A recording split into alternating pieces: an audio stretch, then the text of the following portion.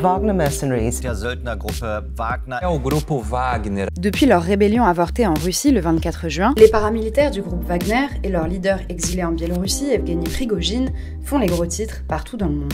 Les regards se tournent d'ores et déjà vers l'Afrique, où le groupe Wagner est implanté en nombre et pourrait intensifier ses efforts, notamment en Centrafrique, au Mali ou au Burkina Faso.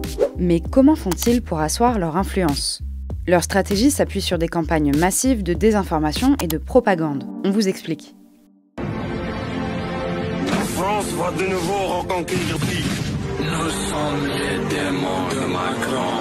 Maintenant, c'est notre pays. Ils sont nombreux. Je n'ai plus de munitions.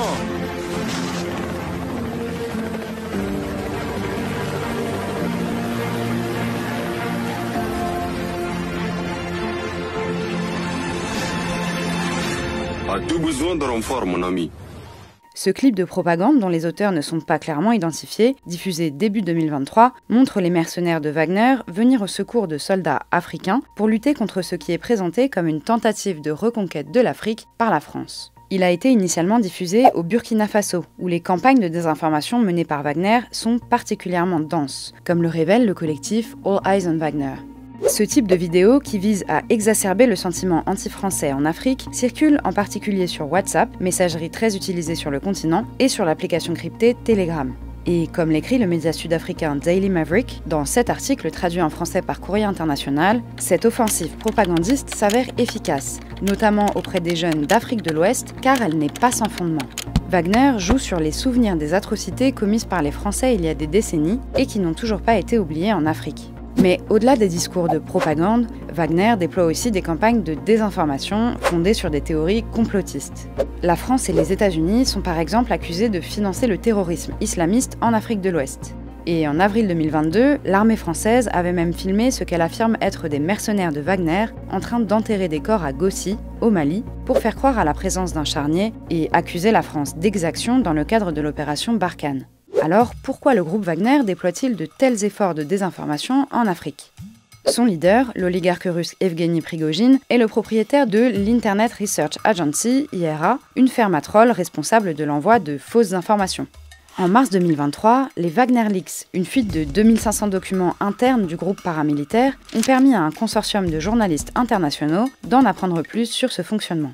L'IRA a été accusée par les États-Unis d'avoir manipulé les élections de 2016 en faveur de Donald Trump et d'avoir fait de même en 2020. Mais après l'échec du candidat républicain, Prigojine a recentré ses activités sur l'Afrique. Désormais, l'IRA s'emploie à semer la discorde dans une douzaine de pays africains.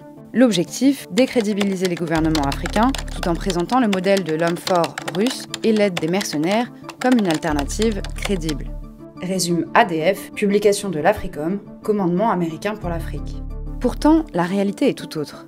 La présence de Wagner en Afrique depuis 5 ans a fait drastiquement augmenter les violences et les violations des droits humains dans tous les pays où ils interviennent, rappelle le média. En Centrafrique, où les mercenaires ont été embauchés comme formateurs militaires, ils ont tué des civils, attaqué des villages et exécuté des personnes soupçonnées d'être des militants rebelles.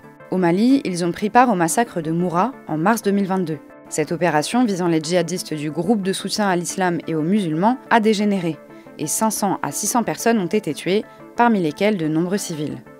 En Libye, les hommes de Prigojine soutenaient le général Haftar dans la guerre civile qui l'opposait aux forces de Fayez el-Sarraj, soutenues par l'ONU. Lorsqu'ils ont dû battre en retraite en 2020, ils ont laissé des centaines de mines antipersonnelles et de pièges explosifs dans des zones habitées par des civils. Sans compter le pillage des ressources, par exemple au Soudan, où Wagner s'enrichit grâce aux mines d'or en échange de son soutien au général Hemeti. Et cette liste pourrait bien continuer de s'allonger si Wagner, comme le prédisent la plupart des analystes, renforce sa présence africaine.